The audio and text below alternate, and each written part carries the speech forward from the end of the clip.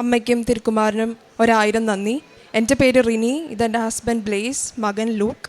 ഞങ്ങൾ കാനഡയിൽ നിന്നാണ് വരുന്നത്. ഒത്തിരി സന്തോഷത്തോടെ ഞാൻ ഇവിടെ നിൽക്കുന്നത്. കാരണം ഞാൻ ഈ ഒരു മൊമെൻറ്റിന് വേണ്ടി ഒത്തിരി നാളായിട്ട് പ്രാർത്ഥിക്കുന്നുണ്ടായിരുന്നു. ഞാൻ ആദ്യമായി ഇവിടെ വന്ന് ഉടമ്പടി എടുക്കുന്നത് ഡിസംബർ 22, 2022. ഞങ്ങളുടെ വിവാഹം കഴിഞ്ഞ് എൻ്റെ ഹസ്ബൻഡ് കാനഡയിലാണ്. അപ്പോൾ എനിക്ക് കാനഡയിലേക്ക് പോകണം. അപ്പോൾ ഞങ്ങൾ ആദ്യം തന്നെ വിസിറ്റർ വിസയ്ക്ക് അപ്ലൈ ചെയ്തു.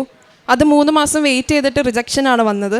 അപ്പോൾ അതിന് മുമ്പ് തന്നെ ഞാൻ എൻ്റെ PR-ൻ്റെ ആപ്ലിക്കേഷൻ ഇട്ടു. പക്ഷേ അതിൻ്റെ പ്രോസസ്സിങ് ടൈം ഏകദേശം 1 ഇയറോളം ഉണ്ട്. അപ്പോൾ എനിക്കൊരാഗ്രഹം ഉണ്ടായിരുന്നു ഞങ്ങളുടെ ഫസ്റ്റ് വെഡ്ഡിങ് ആനിവേഴ്സറിക്കെങ്കിലും ഒരുമിച്ചായിരിക്കണമെന്ന്. അങ്ങനെ ഞാനിവിടെ ഡിസംബർ 22, 2022 വന്ന് ഉടമ്പടി എടുത്തു. എൻ്റെ ഫസ്റ്റ് നിയോഗം തന്നെ അതായിരുന്നു. ഉടമ്പടി എടുത്ത് പ്രാർത്ഥിച്ചു. അപ്പോൾ ഞങ്ങൾക്ക് ഒന്നും കൂടെ തോന്നി വിസിറ്റർ വിസ ഒന്നും കൂടെ അപ്ലൈ ചെയ്യാമെന്ന്. അങ്ങനെ വിസിറ്റർ വിസയ്ക്ക് അപ്ലൈ ചെയ്തു. കൃത്യം 15ാമത്തെ ദിവസം ഞങ്ങൾക്ക് വിസിറ്റർ വിസ അപ്രൂവലാണ് കിട്ടിയത്. പ്രോസസ്സിങ് ടൈം അതിലും കൂടുതലായിരുന്നു. പക്ഷേ ഇത് മാതാവ് ഇടപെട്ടുകൊണ്ടാണ് ഞങ്ങൾക്ക് കൃത്യം 2 ആഴ്ചയ്ക്കുള്ളിൽ ഞങ്ങൾക്ക് അപ്രൂവൽ കിട്ടിയത്.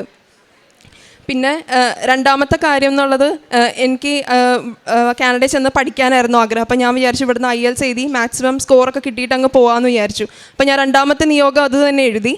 അപ്പോൾ ഞാൻ ഈ ഉടമ്പടി എടുക്കുന്നതിന് മുമ്പ് ഞാൻ IELTS എഴുതിയിട്ടുണ്ട്. അന്ന് എനിക്ക് 7 കിട്ടി. അത് ഞാൻ വിശ്വസിക്കുന്നത് എൻ്റെ കഴിവുകൊണ്ട് കിട്ടിയതാണ്. അങ്ങനെ ഞാൻ ഇവിടെ വന്ന് ഉടമ്പടി എടുത്ത് പ്രാർത്ഥിച്ച് IELTS എഴുതി. അപ്പോഴും എനിക്ക് 7 തന്നെ കിട്ടി. അപ്പോൾ എനിക്ക് വിഷമമായിപ്പോയി. അപ്പോൾ ഞാൻ എൻ്റെ പ്രാർത്ഥന കുറഞ്ഞു പോയതുകൊണ്ടായിരിക്കാമെന്ന് ഞാൻ ചിന്തിച്ചു. ഒന്നും കൂടെയൊക്കെ പ്രാർത്ഥിച്ച് ഒന്നും കൂടെ IELTS എഴുതി. അപ്പോഴും എനിക്ക് 7 തന്നെ കിട്ടി. അപ്പോൾ ഞാൻ വിചാരിച്ചു എല്ലാം വിധി, അങ്ങനെയൊക്കെ ഞാൻ വിശ്വസിച്ചു.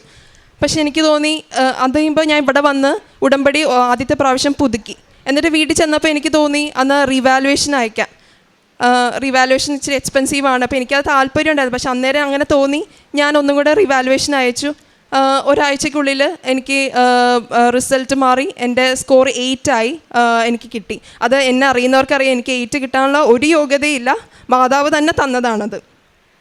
പിന്നെ വിസ കിട്ടി. ഞാൻ കാനഡയിൽ ചെന്ന് 1 മന്ത് കഴിഞ്ഞപ്പോൾ ഞാൻ പ്രഗ്നൻ്റ് ആയി. അപ്പോൾ ഞാൻ വിസിറ്റർ വിസയിൽ തന്നെയാണ്. അപ്പോൾ വിസിറ്റർ വിസയിൽ നിന്നുകൊണ്ട് ഡോക്ടറെ കാണുക എന്നുള്ളതൊക്കെ ഇച്ചിരി എക്സ്പെൻസീവാണ്, നമുക്ക് അത് പറ്റുന്നതല്ല. അപ്പോൾ ഞാൻ വീട്ടിലിരുന്ന് പ്രാർത്ഥിച്ചുകൊണ്ടേയിരുന്നു. 2 വീക്സിനുള്ളിൽ തന്നെ എൻ്റെ PR-ൻ്റെ പ്രോസസ്സിങ് കംപ്ലീറ്റ് ആയി. എനിക്ക് PR കിട്ടുകയും പിന്നെ ഡോക്ടറെ കണ്ട് പ്രഗ്നൻസി എല്ലാം കൺഫേം ചെയ്യാനൊക്കെ സാധിച്ചു.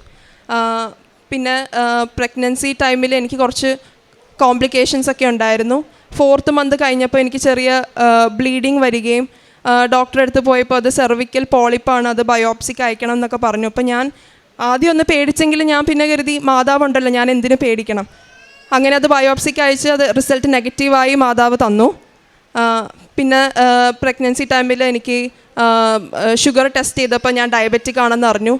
ഡയറ്റെല്ലാം കൺട്രോൾ ചെയ്ത് നോക്കി, പക്ഷേ ഒന്നും കൺട്രോൾ നിൽക്കുന്നുണ്ടായിരുന്നില്ല, ഷുഗർ കൺട്രോൾ നിൽക്കുന്നുണ്ടായിരുന്നില്ല. പിന്നെ പതിയെ ഇൻസുലിനൊക്കെ സ്റ്റാർട്ട് ചെയ്തു. ഒത്തിരി വിഷമമുള്ളൊരു ടൈമായിരുന്നു എനിക്കത്. കാരണം തീരെ ചെറുപ്പത്തിൽ തന്നെ ഇൻസുലിനൊക്കെ എടുക്കേണ്ടി വരിക എന്നുള്ളത് എനിക്ക് ഭയങ്കര ഇമോഷണലി മെൻ്റലി ഞാൻ ഭയങ്കര വീക്കായിപ്പോയി.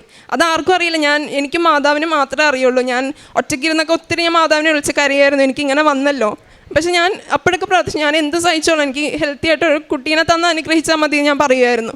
അപ്പോഴൊക്കെ എൻ്റെ ഒരു ഫ്രണ്ട് എൻ്റെ അടുത്ത് ചോദിച്ചു, റിനിക്ക് നോർമൽ ഡെലിവറി ആവാൻ വല്ല ചാൻസും ഉണ്ടോ എന്ന് ചോദിച്ചത്. അപ്പോൾ ഞാൻ വിചാരിച്ചു എനിക്ക് എന്തായാലും ഇനി C-സെക്ഷനേ ഉള്ളൂ എന്നൊക്കെയാണ് ഞാൻ വിചാരിച്ചത്. അതുകൊണ്ട് ഞാൻ മാതാവിനോട് എനിക്ക് നോർമൽ ഡെലിവറി ഇതൊന്നും ഞാൻ ആവശ്യപ്പെട്ടിട്ടില്ല. പക്ഷെ അവിടെ മാതാവ് ഇടപെട്ട് എനിക്ക് നോർമൽ ഡെലിവറി തന്ന് ഹെൽത്തി ആയിട്ടൊരു കുട്ടീനെ തന്ന് അനുഗ്രഹിച്ചു. അപ്പോൾ ഞാൻ പ്രഗ്നൻസി നമ്മൾ ഹോസ്പിറ്റൽ ബാഗൊക്കെ പാക്ക് ചെയ്യുമ്പോൾ ഉടമ്പടി തൈലം ഞാൻ കരുതി ബാഗിൽ ഞാൻ വെച്ചു. കൊച്ച് പുറത്ത് വരുന്ന മിനിറ്റുകൾക്കുള്ളിൽ തന്നെ ഞങ്ങൾ ഉടമ്പടി തൈലം ഉപയോഗിച്ച് നെറ്റിയിൽ കുരിശ് വരച്ച് കൊച്ചിൻ്റെയും ഷുഗർ എല്ലാം നോർമലായിരുന്നു. എൻ്റെ ഡയബറ്റീസ് മാറി കിട്ടി.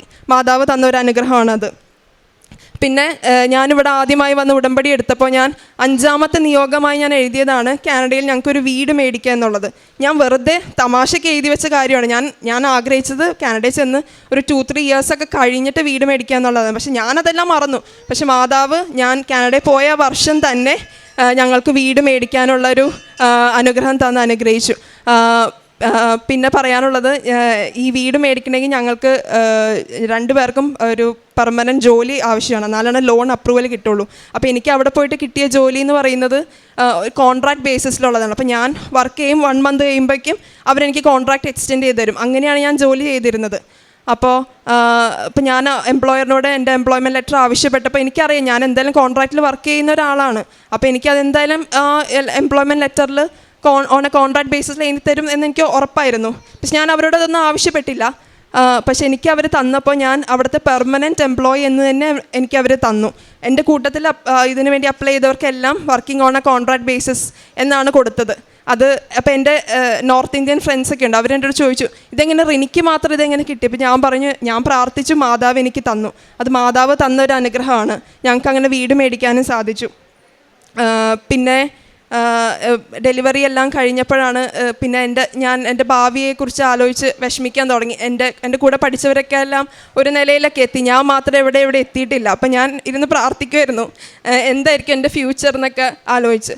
അപ്പോഴാണ് തോന്നിയത് എനിക്ക് ഞാൻ അവിടെ പോയി നഴ്സിങ്ങിന് അപ്ലൈ ചെയ്യാം, അഡ്മിഷൻ കിട്ടുമെന്ന് നോക്കാം. അപ്പോൾ എൻ്റെ ഹസ്ബൻഡ് തന്നെ പറഞ്ഞു കോമ്പറ്റീറ്റീവാണ്, നീ അപ്ലൈ ചെയ്യണ്ട, നിനക്ക് കിട്ടില്ല എന്ന് തന്നെ പറഞ്ഞു. ഞാൻ വിചാരിച്ചു വെറുതെ അപ്ലൈ ചെയ്യാം, മാതാവ് തരണമെങ്കിൽ തരട്ടെ. അങ്ങനെ നഴ്സിങ്ങിന് അപ്ലൈ ചെയ്തു. എനിക്ക് നല്ലൊരു യൂണിവേഴ്സിറ്റി തന്നെ നഴ്സിങ്ങിന് അഡ്മിഷൻ ലഭിച്ചു. എൻ്റെ ഫസ്റ്റ് ഇയർ കഴിഞ്ഞു, വെക്കേഷനാണ്, ഒരു ഗ്യാപ്പിലാണ് ഞാനിപ്പോൾ ഇവിടെ വന്നിരിക്കുന്നത്. പിന്നെ ഞാൻ കഴിഞ്ഞ വർഷം ഒരു ഓൺലൈൻ ഉടമ്പടി എടുത്തു. ഞാൻ വെറുതെ എടുത്തതാണ്, കാരണം എനിക്ക് ഈ ഉടമ്പടി തന്നെ ജീവിച്ചു പോകാനാണ് എനിക്കിഷ്ടം. അങ്ങനെ ഞാൻ ഉടമ്പടി എടുത്തപ്പോൾ അതിലൊരു നിയോഗമാണ് 2025 ഏപ്രിലിൽ എനിക്ക് ഇവിടെ വന്ന് സാക്ഷ്യം പറയണമെന്നുള്ളത്. ഞാൻ എഴുതിയത് 2025 ഏപ്രിലാണ്. ഞാൻ വന്നത് ഏപ്രിലാണെങ്കിൽ ഇപ്പോൾ മെയ്യിലാണ് എനിക്ക് സാക്ഷ്യം പറയാനായിട്ട് സാധിച്ചത്. മാതാവിന് ഒത്തിരി നന്ദി.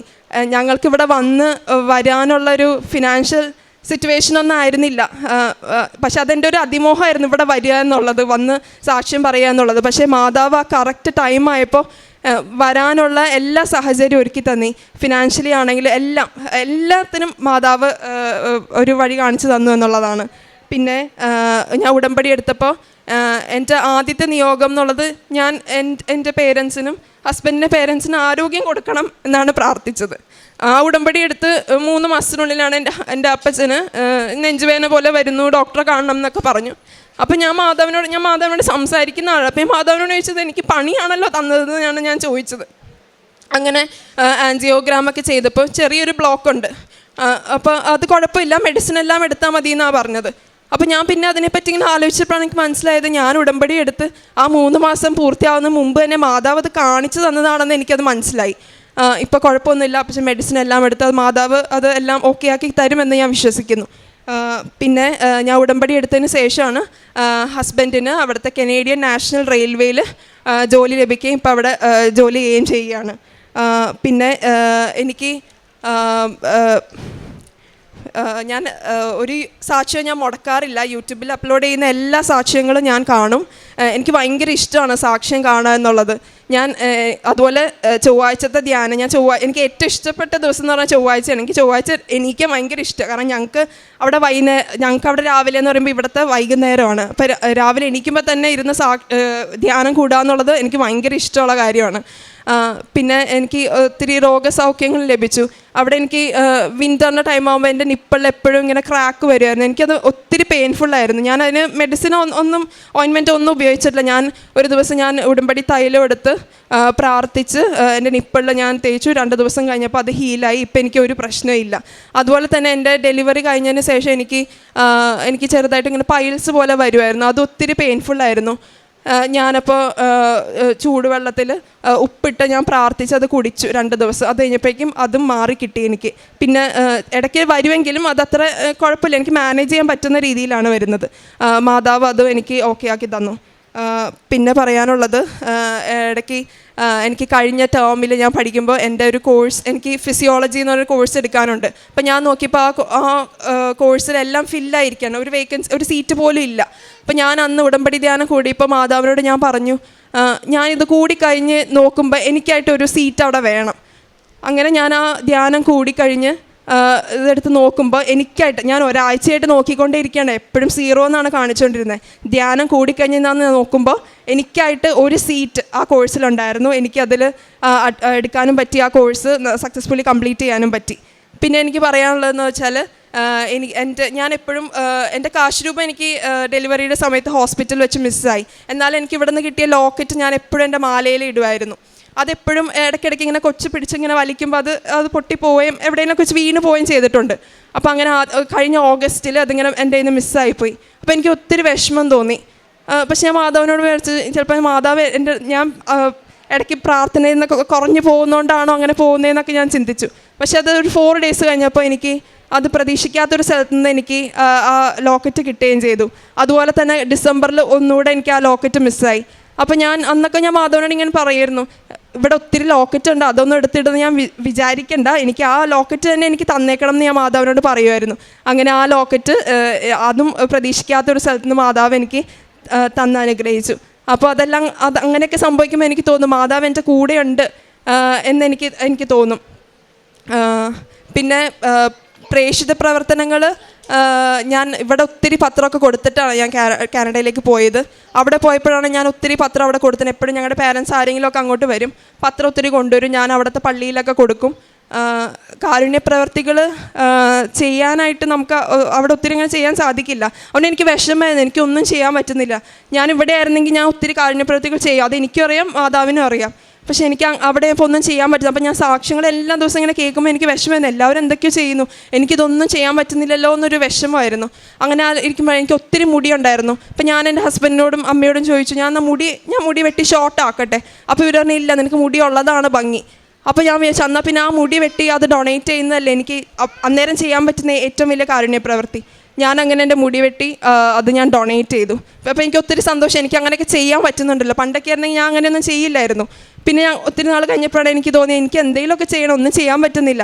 പിന്നെ ഞാൻ വിചാരിച്ചു അന്ന് ഞാൻ ബ്ലഡ് ഡൊണേറ്റ് ചെയ്യും. അപ്പോൾ ഞാൻ എൻ്റെ ഒരു 20 വയസ്സൊക്കെ ഉള്ളപ്പോൾ ഞാൻ വിചാരിച്ച കാര്യം, നമ്മളെന്തിന് നമ്മുടെ ബ്ലഡ് മറ്റുള്ളവർക്ക് കൊടുത്ത് സഹായിക്കണം, നമ്മൾ വേദന സഹിച്ച് അതൊക്കെ എന്തിനു ചെയ്യണം എന്നൊക്കെ ഞാൻ ഒരിക്കലും ചെയ്യില്ല എന്ന് വിചാരിച്ചിരുന്ന കാര്യമാണ്. പക്ഷേ എനിക്ക് ഈ ഉടമ്പടിയിൽ ജീവിച്ചു തുടങ്ങിയ പിന്നെയാണ് എനിക്ക് അങ്ങനെയൊക്കെ ചെയ്യാൻ തോന്നി. ഞാൻ അവിടെ വെച്ച് ഒരു തവണ ബ്ലഡ് ഡൊണേറ്റ് ചെയ്യുകയും ചെയ്തു. മാതാവിനും തിരുക്കുമാരനും ഒരുപാട് നന്ദി. ഇനിയും ഇവിടെ വന്ന് സാക്ഷ്യം പറയാനുള്ള ഒരു അനുഗ്രഹം തരുമെന്ന് വിശ്വസിക്കുന്നു. സങ്കീർത്തനങ്ങൾ 41:12 എൻ്റെ നിഷ്കളങ്കത നിമിത്തം അവിടുന്ന് എന്നെ താങ്ങുകയും എന്നേക്കുമായി അവിടുത്തെ സന്നിധിയിൽ ഉറപ്പിച്ചു നിർത്തുകയും ചെയ്തു. റീനി വർഗീസ് എന്ന ഈ മകൾ തൻ്റെ ഉടമ്പടി ജീവിതത്തിൽ ലഭിച്ച നിരവധിയായ ദൈവാനുഭവങ്ങളെ, സന്തോഷകരമായ അത്ഭുതങ്ങളെ ഈ അൾത്താരയിൽ നന്ദിപൂർവ്വം കൃപാസന മാതാവിന് സമർപ്പിക്കുന്നു.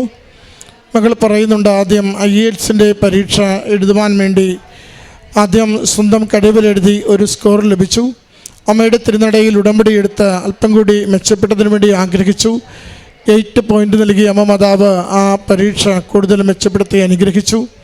പിന്നീട് കാനഡയിൽ പോകുവാൻ വേണ്ടിയുള്ള കുടുംബത്തിൻ്റെ പരിശ്രമങ്ങളിൽ തടസ്സങ്ങളെല്ലാം മാറി വളരെ ചുരുങ്ങിയ ദിവസം കൊണ്ട് അമ്മ മാതാവ് ആ കുടുംബത്തെ കാനഡയിലേക്ക് പോകുവാനുള്ള വഴികൾ തുറന്നു കൊടുത്തു. അവിടെ ചെന്ന് നഴ്സിംഗ് പഠിക്കണമെന്ന ആഗ്രഹത്തോടു കൂടി അതിൻ്റെ പരിശ്രമത്തിൽ മകൾ ഏർപ്പെടുകയും ആ പഠനത്തിലേക്ക് പ്രവേശിക്കുവാൻ അമ്മ മാതാവ് മകളെ വഴി നടത്തി. ജീവിത പങ്കാളിക്ക് അവിടെയുള്ള റെയിൽവേയിൽ ജോലിയിലേക്ക് പ്രവേശിക്കുവാനുള്ള വഴികൾ തുറന്നു കൊടുക്കുകയും ചെയ്തു. അങ്ങനെ ഭൗതികമായി ജീവിതത്തെ ഒന്ന് സെറ്റിൽ ചെയ്യുവാൻ, അതോടൊപ്പം അവിടെ ഒരു വീട് കണ്ടെത്തി ആ കുടുംബം ഒന്ന് സുരക്ഷിതമായി ജീവിതത്തെ മുന്നോട്ട് കൊണ്ടുപോകുവാനുള്ള വഴികൾ അമ്മ മാതാവ് തുറന്നു കൊടുത്തതാണ് സാക്ഷ്യത്തിൽ ആവർത്തിച്ച് തുടർച്ചയായി പറഞ്ഞുകൊണ്ടിരുന്നത്. മറ്റൊന്ന് ഈ കുഞ്ഞിൻ്റെ ജനനവുമായി ബന്ധപ്പെട്ടുള്ള വിഷയങ്ങളാണ്. പ്രഗ്നൻസിയുടെ കാലത്തുണ്ടായ പ്രയാസങ്ങൾ, പിന്നെ ആരോഗ്യമുള്ള കുഞ്ഞ് പ്രദാനം ചെയ്തതിന് ശേഷം മകൾ അനുഭവിച്ചിരുന്ന പൈൽസിൻ്റെ വിഷയങ്ങളും മറ്റ് ശാരീരികമായ പ്രയാസങ്ങളും, വിൻ്ററിൻ്റെ സമയത്തുണ്ടായിരുന്ന ശാരീരികമായ പ്രയാസങ്ങൾ ഓരോന്ന് പറയുമ്പോഴും മകളുടെ സാക്ഷ്യത്തിൻ്റെ പ്രത്യേകത ഒരു കമ്മ്യൂണിക്കേഷനാണ്. ഉടമ്പടി എടുക്കുന്നവർക്ക് ലഭിക്കുന്ന ഒരു അനുഗ്രഹം കൂടിയാണത്. അമ്മ മാതാവിനോട് നിരന്തരം സംസാരിക്കുവാൻ, അത് അമ്മയെപ്പോലെ വിളിച്ച് സംസാരിച്ചുകൊണ്ട് ഒരു നിർദ്ദേശം തേടുവാനും നമ്മുടെ ജീവിതത്തെ കൊടുക്കുവാനും പറ്റുന്ന ഒരു കമ്മ്യൂണിക്കേഷൻ്റെ വേഗതയും സുതാര്യതയും ഉടമ്പടിയിൽ നമ്മളെപ്പോഴും കാണാറുണ്ട്. മകളൊരു 11ഓളം കാര്യങ്ങൾ ഈ സാക്ഷ്യത്തിൽ ചെറുതും വലുതുമായി ഓരോന്നോരോന്ന് എടുത്തു പറയുന്നുണ്ട്. എനിക്ക് എന്തൊരാവശ്യം വരുമ്പോഴും ഞാനത് അമ്മ മാതാവിനോട് ചോദിക്കുകയോ അമ്മ മാതാവിൻ്റെ കരങ്ങളിൽ ഏൽപ്പിച്ചു കൊടുക്കുകയോ ചെയ്യുമ്പോൾ അമ്മ എനിക്ക് വേണ്ടി കൂടെ നിന്ന് ഈശോപ്പയെ കൊണ്ട് അതെല്ലാം അനുവദിച്ചു തരുന്നു, നേടിത്തരുന്നു. പ്രിയമുള്ളവരെ, ഉടമ്പടി നമ്മളെ ബലപ്പെടുത്തുന്നത്, ആത്മധൈര്യമുള്ളതാക്കുന്നത്, നമ്മൾ ഒറ്റയ്ക്കല്ല ഈ ജീവിതം തുഴയുന്നത്. നമുക്ക് കൂടെ തുഴയുവാൻ നമ്മളേലും ശക്തിയുള്ള, കൃപയുള്ള, നമ്മളെ ഏതു തരത്തിലും സഹായിക്കുവാൻ കെൽപ്പുള്ള ഒരമ്മ കൂടെയുണ്ട്. അതുകൊണ്ട് അസാധ്യമെന്ന് കരുതുന്നവ നമുക്ക് മാറിപ്പോകുന്നു, നമുക്കത് സാധ്യമാക്കി തരുന്നു. വേദനയുടെ കടന്നു പോകുന്ന വിഷയങ്ങൾക്ക് വേഗം ആശ്വാസം നൽകി നമ്മളെ സഹായിക്കുന്നു. അതോടൊപ്പം ഒരു വഴിതെളിയാതെ ഭാവി എന്താകും എന്നൊക്കെ ആകുലപ്പെട്ട് ജീവിതം മുന്നോട്ട് പോകുമ്പോൾ സുരക്ഷിതമായ തീരത്ത് കപ്പലണയുന്നത് പോലെ നമ്മുടെ ജീവിതത്തെ, കുടുംബത്തെ അമ്മ മാതാവ് കരം പിടിച്ച് കൂടുതൽ ശ്രേയസ്സുള്ള, സാമ്പത്തിക ഭദ്രതയുള്ള, ആരോഗ്യമുള്ള തീരത്തേക്ക് നമ്മളെ അണച്ചുകൊണ്ടിരിക്കും. അതാണ് മകളുടെ വാക്കുകളിലൂടെ നിരന്തരം പറയുക. എൻ്റെ ജീവിതം സുരക്ഷിതമാക്കി, എൻ്റെ ദാമ്പത്യത്തെ സുരക്ഷിതമാക്കി, ബലവത്താക്കി, എൻ്റെ കുടുംബത്തെ സുരക്ഷിതമാക്കി, എൻ്റെ വേദനകളെ മാറ്റിത്തന്നു.